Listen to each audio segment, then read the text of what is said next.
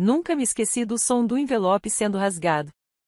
Era um som seco, indiferente, como se os anos que dediquei àquela família não passassem de um rascunho amassado em fundo de gaveta. Meus pais haviam morrido há 2 meses, com uma diferença de apenas 3 dias entre um e outro. Dizem que alguns casais são assim, inseparáveis até na morte. Eu não vi essa poesia toda, não depois de tudo que aconteceu. Estávamos todos reunidos na sala do advogado da família, um homem magro de olhos afiados, que parecia estar sempre esperando o próximo escândalo como quem espera o próximo gole de café. Meu irmão, Rafael, usava um terno escuro e um sorriso contido, que não escondia nem um pouco a certeza da vitória. Já a esposa dele, Amanda, cruzava as pernas com uma pose de quem já imaginava o que faria com o dinheiro. Eu estava ali mais por dever do que por esperança. A verdade é que nunca esperei nada deles.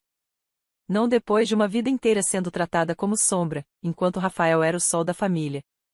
O testamento é claro, disse o advogado, abrindo a pasta diante de nós. O Sr. Francisco e a Sra. Lídia decidiram dividir os bens entre os filhos, mas não de forma igualitária. Foi como se o tempo parasse. Senti um calafrio subir pela espinha, mas permaneci em silêncio. Vi Rafael lançar um olhar rápido para mim, com aquela pontinha de deboche nos olhos. Ele já sabia. Rafael ficará com a casa de veraneio em Angra, a cobertura no Leblon, 2 carros da família, além dos investimentos em nome dos pais, que somam aproximadamente 6 milhões de reais, continuou o advogado, com a frieza de quem apenas cumpre um papel. Já Isabela. Olhei para ele com certa curiosidade, apesar do aperto no estômago. Ficará com uma pintura a óleo, de autoria indefinida, que pertenceu à Sra. Lídia, sua mãe, desde a juventude. Segundo consta no testamento, era uma peça de valor sentimental. Minha respiração falhou por um instante. A pintura. Aquela coisa velha e empoeirada, com uma moldura descascada e um céu alaranjado que nunca entendi. Um quadro que, durante anos, ficou pendurado no corredor escuro da casa, ignorado por todos, inclusive por mim. Rafael riu. Não se deu nem ao trabalho de disfarçar. Amanda soltou um sussurro, algo como coitada. E eu apenas assenti. Não havia muito o que dizer. Não ali. Não diante deles. Peguei o recibo da transferência do quadro e saí da sala antes que a vergonha me alcançasse por completo. Naquela noite, sentei-me no chão da sala do meu pequeno apartamento com a pintura encostada na parede, observando cada detalhe como se tentasse encontrar algum sentido. O céu avermelhado, as sombras de árvores mortas, e uma assinatura que mais parecia um rabisco. Não havia nome. Nem data. Nem história. Valor sentimental. Isso doía mais do que qualquer ausência financeira. Meus pais haviam deixado tudo para Rafael, tudo que construíram, tudo que batalharam a vida inteira. Para mim, restou um pedaço de pano emoldurado e a frase fria de um testamento. Fui a filha que cuidou da mãe durante o câncer. Fui a filha que passou noites ao lado do pai depois do derrame. Mas Rafael era o filho homem. O orgulho da família. Jurei que deixaria isso para trás. Que tocaria a vida. Até que, uma semana depois, enquanto limpava a parte de trás do quadro para pendurá-lo, vi algo que não deveria estar ali. Era um número. Ou melhor, vários. Escondidos sob o papel de proteção, pequenos, escritos com tinta preta, como se alguém os tivesse colocado ali propositalmente. Números sequenciais, alinhados em fileiras. E abaixo deles, uma frase escrita em francês. Le trésor est dans la mémoire. O tesouro está na memória. Fiquei encarando aquilo por minutos. Meu coração disparou. Seria algum tipo de código? Uma senha? Uma mensagem? Voltei o quadro com cuidado e observei-o novamente com outros olhos. A moldura era antiga, sim, mas agora parecia proposital. Como uma embalagem para algo mais valioso. Não consegui dormir naquela noite. Na manhã seguinte, levei o quadro a uma restauradora que conhecia de exposições menores que frequentei como curiosa. Seu nome era Marta, e quando viu a obra, arqueou as sobrancelhas. Isso aqui não é nada comum, disse, analisando com uma lupa os traços da tinta. Este estilo remete à escola de Fontainebleau. Técnica do século XVIII. Se for autêntico, você tem uma fortuna nas mãos. Minha garganta secou. Mas precisa ser analisado com calma. E esses números, você disse que estavam escondidos? Ela apontou para o verso. Isso parece uma numeração de catálogo. Talvez registro de leilão. Há arquivos que posso consultar. Saí de lá em estado de choque. Meus pais sabiam? Era mesmo possível que eles tivessem escondido uma fortuna atrás de um quadro e me entregado aquilo como uma espécie de recado? Ou seria mais do que isso? E foi então que, naquela mesma tarde, Rafael apareceu na minha porta. Batidas secas. 3 vezes. Meu estômago virou. Isabela, ele disse, com a cara de quem já esperava ser atendido. Precisamos conversar. Atrás dele, Amanda. E do outro lado da rua, o carro dos dois, com o motor ainda ligado. Senti meu corpo enrijecer. Eles sabiam. Mas não sabiam o suficiente. Ainda. Abri a porta apenas o suficiente para que ele visse meu rosto. O que foi? É sobre o quadro. A pintura. Podemos entrar? Neguei com a cabeça. Rafael, você ficou com milhões. Que mais você quer? Isabela, vamos parar com isso. Aquilo foi um erro. Meus pais não estavam em plena consciência quando redigiram aquele testamento. É óbvio que aquele quadro não é só um quadro. Mamãe sempre disse que escondia segredos. Amanda achou uma anotação dela falando sobre isso. Não é problema meu, eu disse, tentando manter a voz firme. Isabela, ele insistiu. Você precisa devolver isso. Não tem ideia do que está nas suas mãos. Ah, mas eu tinha. E eles, ainda não sabiam. Fechei a porta devagar, sem pressa. Queria que eles ouvissem o clique da fechadura, que sentissem o limite sendo imposto. Pela primeira vez, fui eu quem encerrou a conversa. E não foi por falta de resposta, mas porque percebi que, naquele instante, meu silêncio dizia muito mais do que qualquer frase ensaiada. Encostei a testa na madeira fria, ouvindo os passos deles recuando pela escada do prédio. Amanda murmurava algo baixo, provavelmente xingamentos, e Rafael resmungava sobre as consequências legais e a não vai ficar assim. A verdade é que eles estavam assustados. E isso me dava um estranho senso de poder que eu jamais havia experimentado naquela família. Crescer como a filha esquecida me ensinou a arte de observar. Enquanto Rafael era bajulado por qualquer gesto medíocre que fizesse, eu precisava me contentar com migalhas de atenção. Se tirasse notas boas, era o mínimo. Se me atrasasse 5 minutos, era irresponsável. Durante muito tempo, pensei que talvez houvesse algo errado comigo. Mas com os anos, e principalmente agora, percebi que o problema nunca esteve em mim. Estava neles. Na forma como decidiram onde colocariam a luz e onde deixariam a sombra. Naquela noite, não consegui jantar. O quadro repousava sobre a mesa, envolto por um lençol branco, como se fosse algo sagrado. Voltei a analisar os números no verso. Tirei fotos. Ampliei. Copiei cada detalhe num caderno. Precisava entender o que aquilo significava antes que Rafael tomasse alguma atitude mais ousada. Eu o conhecia. Ele jamais aceitava perder. Ainda mais para mim. Na manhã seguinte, recebi a mensagem que já esperava. Isabela, estou tentando resolver isso de forma civilizada. Mas se continuar agindo dessa forma, serei obrigado a procurar meios legais. Pense bem. Esse quadro não é só seu. Revirei os olhos. Não é só seu. Engraçado, vindo do mesmo homem que herdou tudo e nem sequer me ofereceu um centavo.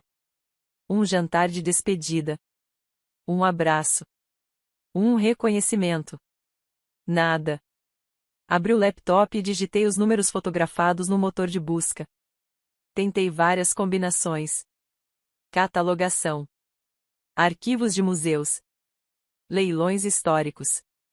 A maioria dos resultados levava a páginas obscuras, fóruns de colecionadores, e alguns arquivos em francês, que traduzi com o pouco que me restava do ensino médio e o auxílio de um tradutor online.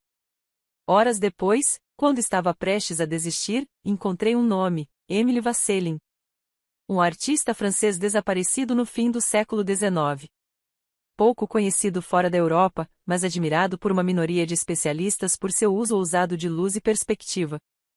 A maioria das obras dele havia sumido misteriosamente após um incêndio em seu ateliê. Diziam que Vasselin deixou pistas de sua obra-prima escondida, uma que jamais foi encontrada.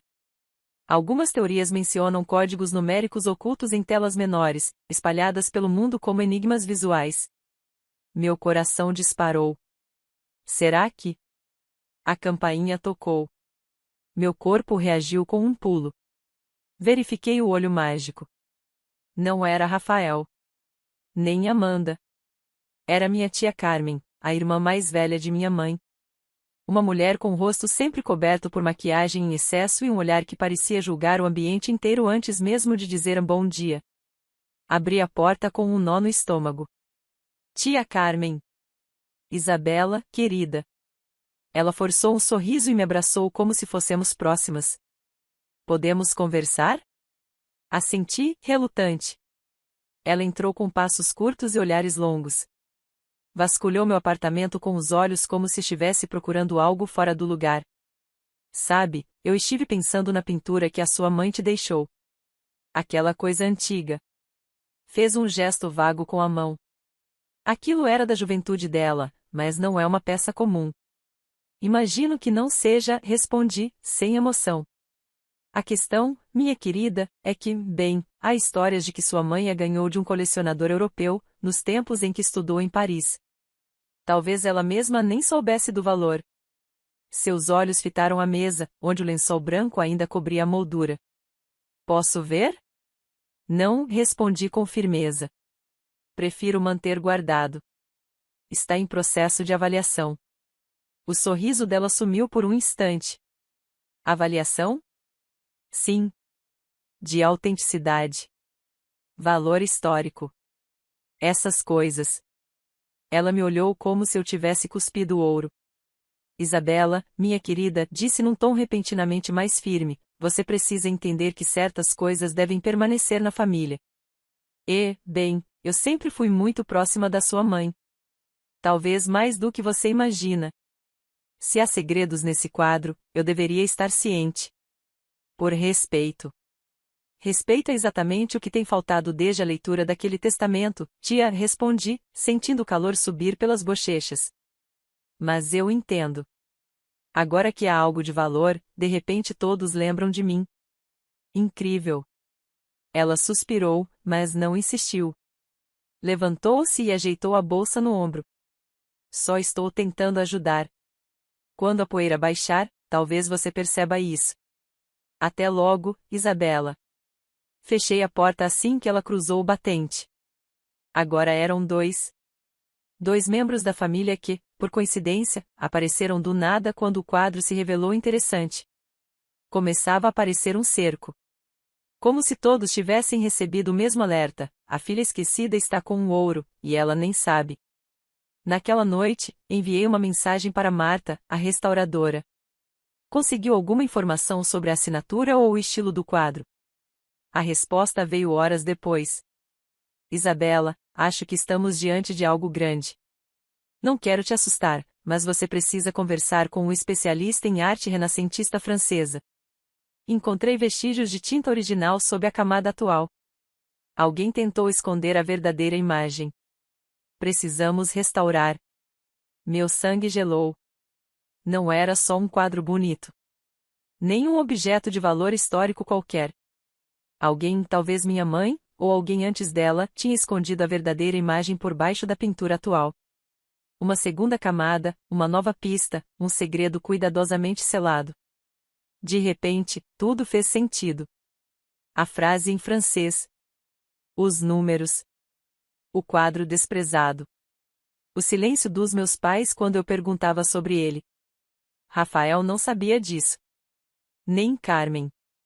Mas eu estava prestes a descobrir. E, pela primeira vez em muito tempo, senti que finalmente era eu quem tinha algo que eles queriam desesperadamente.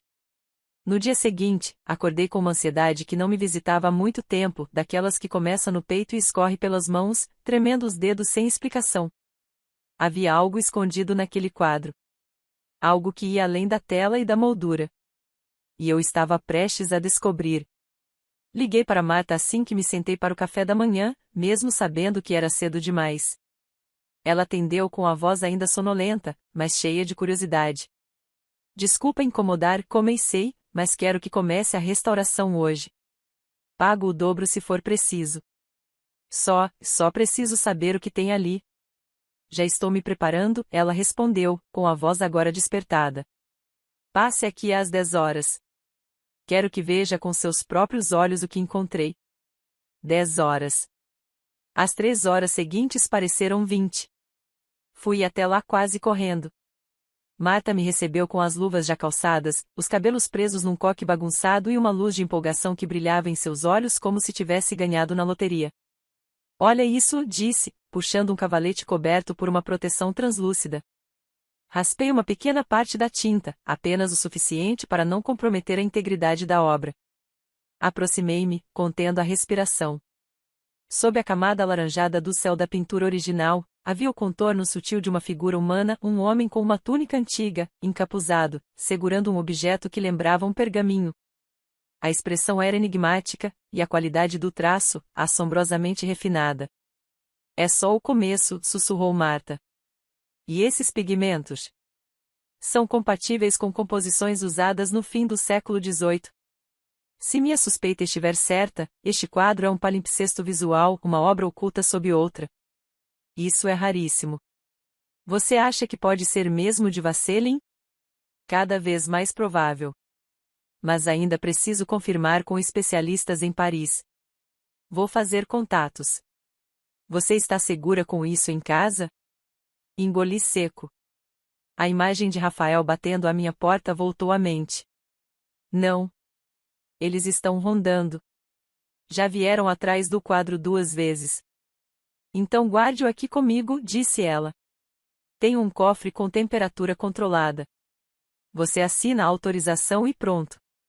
Fique em segurança até terminarmos tudo. Assinei com as mãos trêmulas, mas aliviada.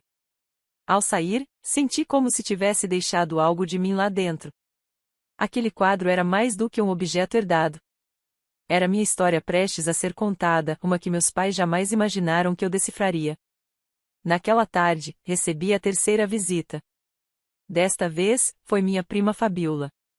Aquela que só me mandava mensagens em datas comemorativas copiadas de cartões genéricos e que uma vez disse que eu a não combinava com sucesso.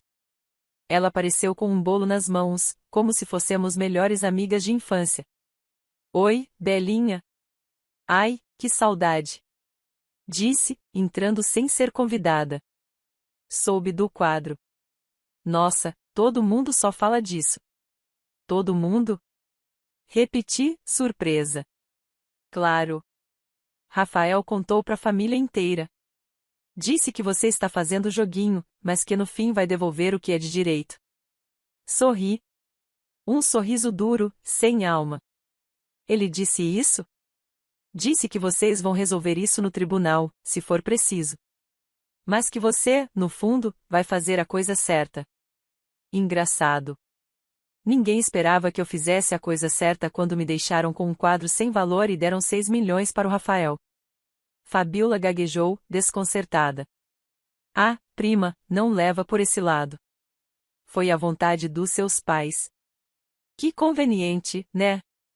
A vontade deles sempre beneficiava o mesmo lado. Ela tentou mudar de assunto, mas não deixei. Pedi que fosse embora e levei o bolo direto para o lixo. Já estava claro, minha família tinha transformado o que era deles, ganância, egoísmo e prepotência, em uma guerra contra mim. E agora que eu tinha algo que desejavam, estavam desesperados para retomar o controle. No dia seguinte, Marta me ligou de novo. Você precisa vir aqui. Agora. Corri para o ateliê com o coração aos pulos. O que foi? Ela sorriu, segurando um envelope pardo. Entrei em contato com uma especialista da École do Louvre. Mandei as imagens preliminares, os traços revelados, a pigmentação, e ela quase caiu da cadeira. Isabela, tudo indica que o quadro seja uma obra perdida de Vasselin chamada La Vérité Voilée, a Verdade Velada. Era a tal obra-prima desaparecida. Meu Deus! E mais. A sequência numérica no verso? Um registro original de um leilão clandestino ocorrido em 1924.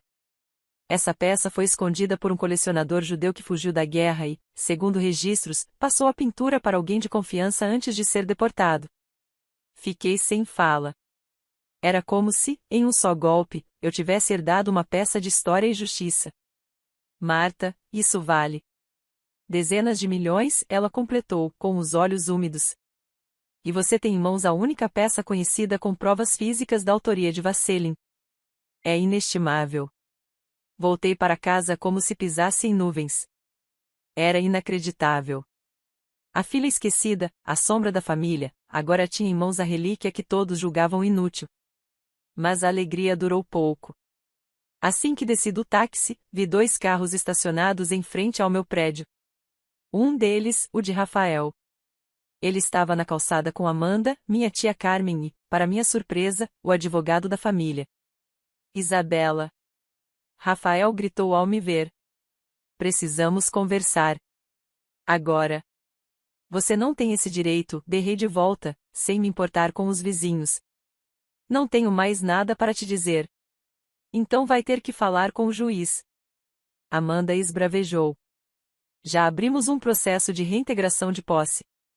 Essa pintura era da sua mãe, e você está escondendo uma obra histórica. Isso é ilegal. Não, corrigi, com o peito cheio. É minha herança. Está registrada, documentada, assinada e autenticada. Se quiserem contestar, podem tentar. Mas estejam prontos para descobrir o que acontece quando uma mulher cansada de ser silenciada resolve falar. Rafael bufou, Carmen revirou os olhos, Amanda tentou filmar minha reação com o celular. Mas nada disso me abalou. Eu sabia o que tinha nas mãos. Pela primeira vez, eles estavam lidando com uma versão de mim que nunca esperaram, a versão que aprendeu a ser forte em silêncio. A que nunca foi a favorita, mas que agora era a única com algo de verdade nas mãos. Voltar para o meu apartamento depois daquele confronto público foi como entrar num campo minado. A tensão grudava nas paredes. Meu celular não parava de vibrar com mensagens e chamadas de números conhecidos e desconhecidos também. Vizinhos cochichavam no corredor, e uma senhora do 3º andar chegou a me parar no elevador para perguntar se era verdade mesmo que eu tinha encontrado uma obra de arte milionária atrás de um quadro velho. Eu apenas sorri. Um sorriso murcho, cansado. A verdade era mais profunda do que qualquer manchete sensacionalista conseguiria traduzir. Não era sobre dinheiro. Era sobre justiça. Sobre uma vida inteira engolindo palavras, sendo ignorada, e finalmente ter nas mãos algo que provava, sem precisar dizer uma só palavra, que eu valia. Que sempre valerá. Marta ligou novamente naquela noite. A voz dela era uma mistura de euforia e cautela. Isabela, a notícia vazou. Alguém da família deve ter contado para a imprensa. Uma repórter de um canal grande me procurou. Já estão chamando o quadro de a descoberta do século. Sentei na beirada da cama, tentando processar tudo. E agora? Agora, você precisa proteger isso. Legalmente. Formalize a autenticação, registre a peça como patrimônio particular. E, se puder, contrate um advogado só seu. Não compartilhe mais nada com ninguém. Não confie em ninguém. Eles vão tentar te derrubar. Ela estava certa. E eu sabia disso. Na manhã seguinte, fui direto a um escritório de advocacia recomendado por um conhecido confiável. Uma mulher chamada Juliana me atendeu. Seus olhos eram firmes, atentos, e ela não perdeu tempo com gentilezas desnecessárias. Já vi esse tipo de caso mais vezes do que gostaria. Quando a mulher da família finalmente tem algo valioso nas mãos, a primeira coisa que os outros fazem é tentar arrancar dela. Eles entraram com um pedido de reintegração de posse e informei, entregando os documentos do testamento e fotos do quadro. Ela analisou com precisão cirúrgica. Isso é um blefe. Eles sabem que legalmente o quadro é seu. Mas vão tentar te desgastar. Causar escândalo. Desestabilizar emocionalmente. O objetivo é que você desista. Mas não vai, certo? Não. Não vou. Ótimo. Porque eu também não. Juliana protocolou uma liminar proibindo a família de se aproximar de mim a menos de 300 metros. Também oficializou, com urgência, o registro do quadro como propriedade herdada de valor artístico e cultural. Em poucos dias, recebi uma carta oficial do Ministério da Cultura confirmando o início do processo de autenticação definitiva da obra como parte do acervo histórico nacional. Era isso. Agora não era apenas meu. Era história. E eles não podiam fazer mais nada além de morder a própria língua. Ou pelo menos era o que eu pensava, até Rafael quebrar a medida protetiva. Aconteceu numa terça-feira chuvosa. Eu voltava do mercado com sacolas nas mãos, os cabelos colados na testa, quando dei de cara com ele no portão do prédio. Isabela disse, com a voz baixa, molhada da cabeça aos pés. Por favor. Só me escuta. Você está infringindo a ordem judicial. Pode ser preso, avisei, sem sequer abrir o portão. Eu não vim brigar. Só estou desesperado, tá bom? Sorri com ironia. Que conveniente. Desesperado. Você herdou 6 milhões, Rafael. Vai chorar pra quem? A verdade é que, eu perdi tudo, confessou, com os olhos vermelhos. Investi errado. O dinheiro sumiu. Achei que esse quadro era minha única chance de consertar as coisas. Então não é sobre justiça. É sobre sobrevivência. A sua. Isabela, eu tenho filhos. Amanda me deixou. Estou sozinho. E agora vão me despejar. Eu não tenho mais nada. Cruelmente, parte de mim se satisfazia em ouvir aquilo. Era errado. Mas era real. Quantas vezes eu pedi ajuda e fui ignorada? Quantas vezes chorei sozinha enquanto ele era celebrado em almoços de domingo? Rafael, você fez escolhas. E eu também. A diferença é que as minhas foram feitas em silêncio. E agora é a sua vez de ouvir o som do próprio eco. Ele ainda tentou insistir, mas eu já estava chamando a polícia. Quando os oficiais chegaram, ele foi levado sem resistência. E, mesmo enquanto era colocado no carro, ele ainda me olhava como se esperasse que eu cedesse. Mas eu não cedi. Pela primeira vez, fui firme. Inquebrável. Nos dias que seguiram, os jornais começaram a noticiar a descoberta como um milagre. Colecionadores da Europa começaram a entrar em contato. O quadro, após restauração total, revelava a imagem oculta de uma mulher vendada, segurando uma balança torta, uma representação simbólica da justiça e da verdade, distorcidas pelos poderosos. A ironia me fez rir sozinha. Aquilo era sobre mim. Sobre todos os anos em que fui invisível. A filha que ninguém escolheu, mas que acabou sendo escolhida pela própria história. Juliana sugeriu um leilão internacional. A expectativa era de um valor inicial superior a 30 milhões de euros. Mas, mais do que o dinheiro, o que me movia era a certeza de que agora, mesmo que ninguém mais quisesse me enxergar, o mundo inteiro estava olhando. Minha tia Carmen entrou com uma ação judicial, alegando que minha mãe teria dito que queria o quadro de volta antes de morrer. Fabiola tentou me processar por abuso emocional e alienação familiar. Amanda apareceu na televisão com cara de santa, chorando e dizendo que a família foi destruída por causa de um objeto. Mas nenhuma dessas investidas sobreviveu ao peso dos documentos. O testamento era claro. A pintura era minha. Uma noite, sentei sozinha no sofá, com uma taça de vinho e a pasta com todos os documentos do processo. Pela primeira vez em muito tempo, chorei. Mas não era tristeza. Era uma libertação. Era como se, finalmente, eu tivesse enterrado não apenas meus pais, mas também a menina que esperava ser escolhida. Eu me escolhi. E no fundo, era isso que eles nunca esperaram. O dia do leilão chegou com um ar quase solene. A sala de exposições em Paris estava silenciosa quando entrei. As paredes brancas, iluminadas com luz indireta, davam destaque absoluto à obra exposta no centro, agora completamente restaurada. La Vérité Voilée, a verdade velada, estava ali, em todo o seu esplendor.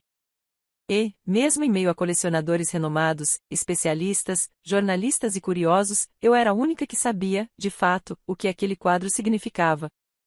Ele não era só valioso. Era verdadeiro. Na tela, a figura da mulher de olhos vendados fitava o vazio com uma serenidade assombrosa. A balança torta em suas mãos parecia pesar algo mais profundo que ouro. E por trás da pintura, havia a mim. A mulher que todos subestimaram. Que todos ignoraram. Que carregou silenciosamente os pedaços que a família rejeitou.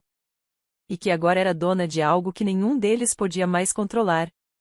Sentei-me na segunda fileira, ao lado de Juliana, minha advogada, que cruzava as pernas com confiança e segurava uma cópia dos documentos que comprovavam minha propriedade sobre a obra.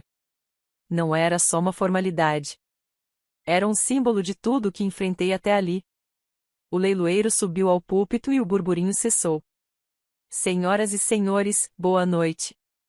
É com grande honra que damos início ao leilão de uma obra inédita e historicamente impactante de Emily Vasselin, dada como desaparecida por mais de um século.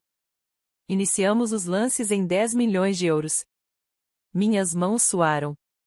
11 milhões, disse um homem na terceira fileira. 13, respondeu uma mulher com sotaque britânico. Os lances subiram rápido. 15. 17. 22. E foi então que ouvi. 30 milhões, anunciou uma voz vinda do fundo da sala. Quando me virei, vi um senhor de cabelos brancos, terno impecável e um olhar fixo na pintura. O leiloeiro hesitou. 30 milhões de euros. Algum outro lance? Silêncio. Vendido. A sala irrompeu em aplausos discretos, como manda a etiqueta. Eu não me mexi. Por dentro, tudo tremia, mas por fora, permaneci impassível. Como se eu já soubesse que aquele era o meu destino.